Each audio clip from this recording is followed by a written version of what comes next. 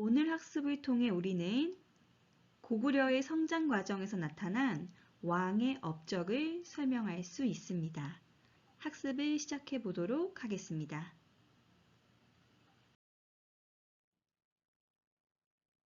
고구려 하면 엄청나게 넓은 영토를 자랑했던 나라이죠. 지도를 통해 한번 확인해 보도록 하겠습니다. 하늘색에 집중해서 봐주세요.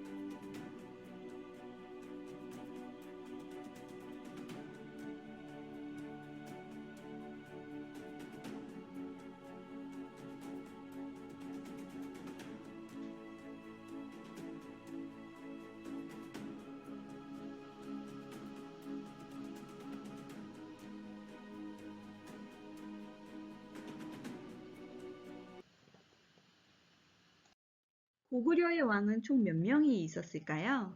고구려는 705년 동안 총 28명의 왕이 왕위를 이어받았습니다. 주몽을 시작으로 훌륭한 왕들이 많았었는데 이 많은 왕을 다 알고 외워야 할까요? 네. 라고 대답할까봐 조마조마하셨죠? 감사하게도 오늘은 이 중에서 딱 7명의 왕에 대해서만 집중해서 살펴보도록 하겠습니다. 그 전에 잠시 상식 하나 짚고 가실게요. 여러분 세기에 대해서 잘 알고 계시나요? 역사책을 뒤적거리다 보면 자주 접하게 되는 용어가 세기입니다. 1세기는 영어로 1century라고 하고 이거는 1C 이렇게 짧게 작성을 하기도 합니다.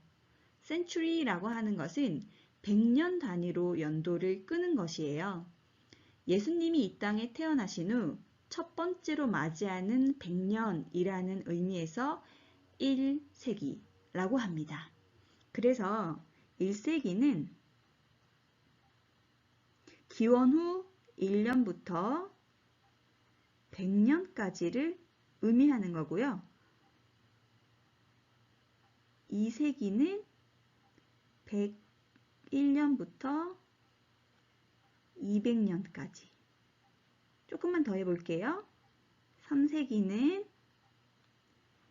201년부터 300년까지. 쭉 내려와서 현재는 우리가 21세기에 살고 있죠. 21세기는 2000년이 아니고 2001년부터 2100년까지를 의미합니다. 다시 한번 말씀드리지만 이제 앞으로 우리가 공부하는 내용은 21세기라고 하는 범주 안에 들어와서 기원 후를 배우게 되는 겁니다. 자, 그러면 왕들이 활동했던 시기가 몇 세기인지를 한번 우리 알아맞혀 볼까요? 먼저 태조 왕은 54년부터 146년까지이기 때문에 이것은 1세기에서부터 2세기. 맞습니까? 고국천왕은 2세기. 욕하는 거 아니에요. 미천왕은 4세기. 고국원왕 4세기. 소수림왕도 4세기. 광개토대왕은 4세기 말부터 5세기까지에 걸쳐 있고요. 장수왕은 5세기의 인물이 되겠습니다. 자, 고구려를 보면요. 먼저 2세기. 가장 먼저 삼국 중에서 가장 먼저 고대 국가의 틀을 만들었다고 말씀드렸었지요. 그때 왕이 누구였냐면 태조왕입니다. 2세기의 태조왕. 앞 강의에서 왜 산악지대라 소금이 없었어요? 옆에 있는 옥저와 동해한테 삥 뜯었어요. 이라고 얘기했었잖아요. 드디어 이 태조왕 때에 그 옥저를 정복합니다. 옥저를 정복합니다. 그리고 왕위세습. 왕위세습을 하는데요.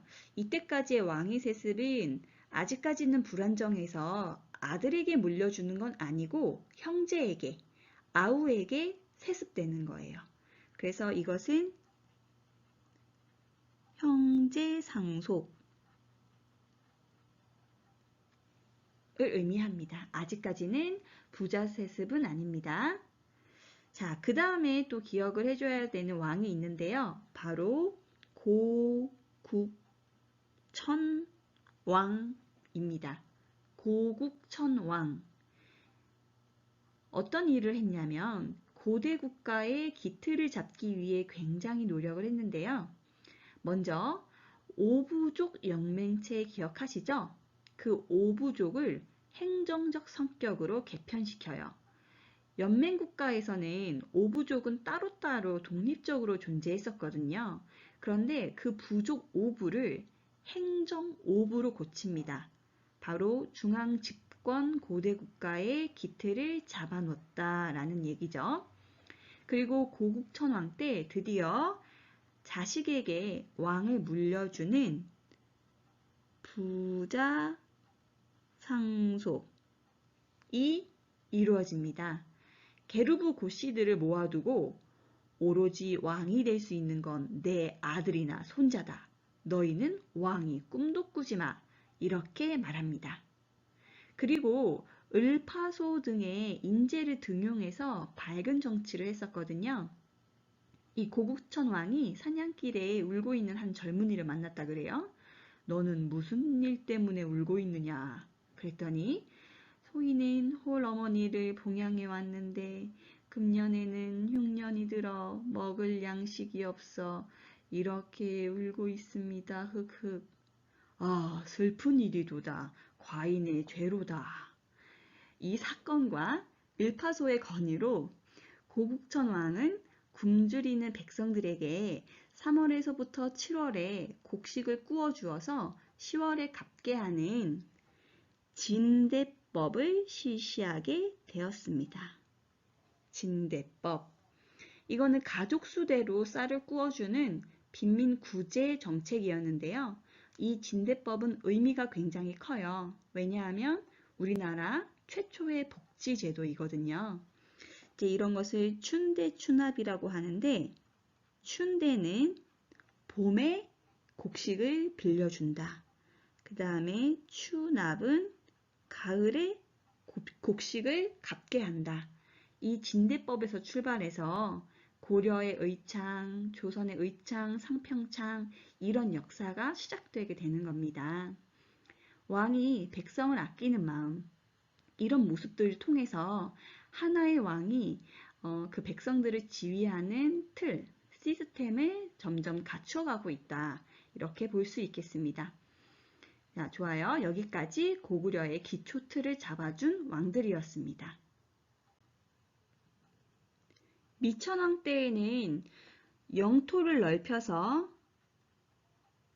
대동강 이남 지역과 요동 지역으로 세력을 확장했습니다. 고구려 하면 자주 등장하는 지역이 바로 요동이거든요. 지도에서 한번 살펴보시면 중국의 요하강, 랴오허강의 동쪽 지역을 뜻하는 지역입니다. 요동은 중국으로 가는 중요한 육상 통로이거든요. 이 지도를 참고하셔서 잘 기억해 주시면 되겠습니다. 자, 이제 개역으로 가야 합니다. 네, 그런데 이제 이게 웬일인가요? 잘 가다가 이게 웬일이죠? 중국의 전연이 아니고 전연, 그리고 백제가 고구려를 쳐들어옵니다. 다음 시간에 배우겠지만 이때 백제의 왕이 근초고 왕이거든요. 근초고 왕이 엄청 유능하고 멋진 왕이에요. 그래서 결국 고국원 왕이 전사합니다. 고구려의 원통하게 죽은 왕, 고국원 왕. 그래서 왕을 잃게 됩니다. 이거는 정말 절체절명의 위기, 또 위기가 아닐 수 없거든요. 사람은 위기를 맞을 때 어떻게 그 위기를 극복해야 될까요? 역사에서 한번 그 답을 찾아보면 고구려 같은 경우에는요, 이 위기를 기가 막히게, 정말 국가적 위기인데도 기가 막히게 극복하는 사람이 등장합니다. 그 사람은 반드시 기억을 하셔야 되는데요. 그 사람이 누구냐 하면 바로 소수림 왕입니다. 이 소수림 왕, 그래, 이제까지 고구려 익숙한 거 다 버려. 새로운 것들을 쭉 받아들여서 새로운 고구려로 다시 태어나자. 왕이 죽었던 이 치욕의 역사를 잊어라. 잊기 위해서는 내가 지금 변해야 한다. 라면서 깃발 들고 나온 왕이 바로 소수린 왕이었어요. 이 소수린 왕은요, 율령을 반포합니다. 그리고 불교를 수용합니다. 율령 반포와 불교 수용이 왕권 강화에 얼마나 도움이 되는지는 지난 영상에서 말씀드렸었죠? 자, 그 다음에 국가의 장래를 위해 멋진 학교를 세웁니다. 왕을 중심으로 해서 왕에게 충성하는 방법을 알려주는 유학을 공부하는 곳. 기록상 우리나라 최초의 대학, 최초의 정식 교육기관이라고 알려져 있는 태학을 설립합니다. 시스템을 딱 잡았죠. 정신적으로 딱 무장시켰죠. 그리고 왕을 중심으로 뭉치게 했죠. 소수림 왕의 이런 개혁들은 위기 속에서 일어나고 있는 것입니다. 무너질 수 있었던 그런 상황 속에서 소수림 왕이 선택한 거예요. 변화해야 한다. 이런 율령, 불교, 태학을 적극적으로 도입하면서 드디어 5세기 전성기를 만들어냅니다. 광개토태왕, 장수왕, 앞선 지도에서 대단하지 않았습니까? 그렇죠? 정말 넓은 영토를 갖게 되었는데 그들의 화려함만 기억하는 사람들이 많아요. 사실은 바로 전에 소수림 왕의 뼈를 깎는 고통스러운 개혁이 있었기 때문에 5세기의 찬란한 고구려의 시대가 열리게 된 것입니다. 배웁니다. 나의 전성기는 그냥 오는 게 아니라 정말 뼈를 깎는 고통스러운 그런 변화가 있어야지만, 개혁이 있어야지만 나의 또 다른 시대를 맞이할 수 있겠구나 라는 걸 또 역사를 통해서 배우는 것 같아요. 자, 최고의 정복 왕, 광개토 대왕. 광개토 대왕에 대해서 한번 이야기를 해봐야 되겠습니다. 너무 중요해요. 너무 중요합니다. 이 광개토 대왕은요, 한 일이 너무나도 많아요. 일단 영토 확장. 이거는 뭐 굳이 얘기하지 않겠습니다. 이름에서 그대로 나와 있으니까. 영토를 굉장히 넓힌 왕이죠. 또 중요한 게 무엇이 있냐면 왜가 신라를 침략을 했어요. 그래서 신라가 그냥 무너지는 순간이 와요. 그때 신라에서 고구려한테 도움을 요청합니다. 도와달라고. 그때 이 광개토 대왕이 군대를 보내서 왜를 쓸어버립니다. 왜 격퇴. 그렇겠죠? 아주 잘 나가는 고구려 부대였으니까 쓸어버립니다. 당시 고구려와 신라의 관계를 잘 보여주는 호우명 그릇이라는 유물이 있어요. 호우명 그릇은 고구려가 신라를 도와줬다고 그랬잖아요. 신라 무덤 호우총에서 유물이 발견됐는데 그 밑에 광개토지호태왕이라고 새겨져 있는 거예요. 무덤에 들어가는 유물은 최고를 넣는 거거든요. 그만큼 이 신라인들에게 광개토대왕의 위상은 엄청났다는 거죠. 그리고 여기서 또 우리가 하나 기억해야 되는 건 바로 외를 격퇴하는 과정에서 이 외가 어디까지 도망을 가냐면 김해까지 도망을 가요. 그런데 그 김해에 어떤 나라가 있었냐면 금관가야. 그래서 그 금관가야 지역까지 고구려 군대가 들어가 버리는 거예요. 그래서 이 일 때문에 결국 가야가 쇠퇴하게 되는. 자, 영토 확장을 또 보여주고 있는 근거들로서 어떤 것이 있냐면 광개토 대왕 릉비가 있어요. 광개토 대왕 릉비. 이 비가 무려 7m에 육박합니다. 어마어마하죠. 동아시아에서 가장 큰 비석이 바로 이 광개토 대왕 릉비입니다. 그리고 독자적인 연호를 사용했거든요. 영란 아니고 영락입니다. 영락이라는 연호를 사용했는데 광개토 대왕이 즉위한 해부터 새로 이름을 정해서 해를 세는 거예요. 영락 1년, 영락 2년, 영락 3년 이런 식으로. 자, 그의 아들이 전성기를 또 이어갑니다. 그게 누구냐 하면 바로 장수왕입니다. 아주 오래 사셨어요. 그래서 장수왕입니다. 이 장수왕은요, 이제까지 아버지는 북쪽으로 진출했다면 이제 나는 남쪽으로 진출하겠다. 남쪽으로 진출하겠다. 남진 정책을 펼칩니다. 이 남진 정책을 시행하기 위해서 바로 평양으로 수도를 옮겨요. 천도, 평양 천도. 국내성에서 평양으로 도읍을 옮기는 과정이 있었거든요. 이거 꼭 기억해 놓으시기 바랍니다. 이 장수왕의 남진 정책 과정에서 희생된 인물이 바로 백제의 계로왕이었어요. 계로왕 하면서 죽은 계로왕. 장수왕 때 쭉 밀고 나가면서 예전에 금초고왕이 자신의 할아버지였던 고국원 왕을 죽였던 것에 대한 보복을 한 거죠.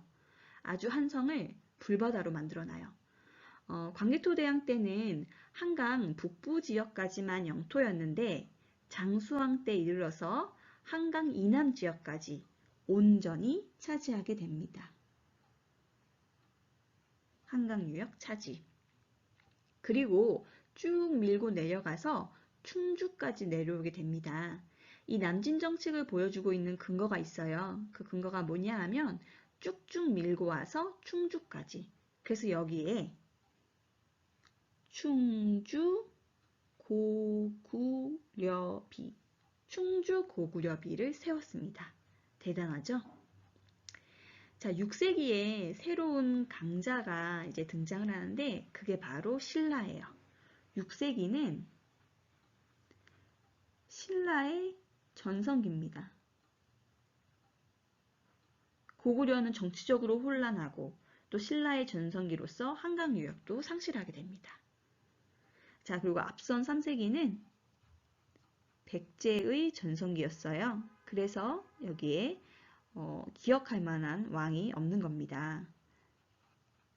다음 시간에 백제 그리고 신라에 대해서 학습하면 이 삼국의 관계를 더욱더 한눈에 알아보실 수 있을 겁니다. 학습하신 여러분 수고하셨습니다.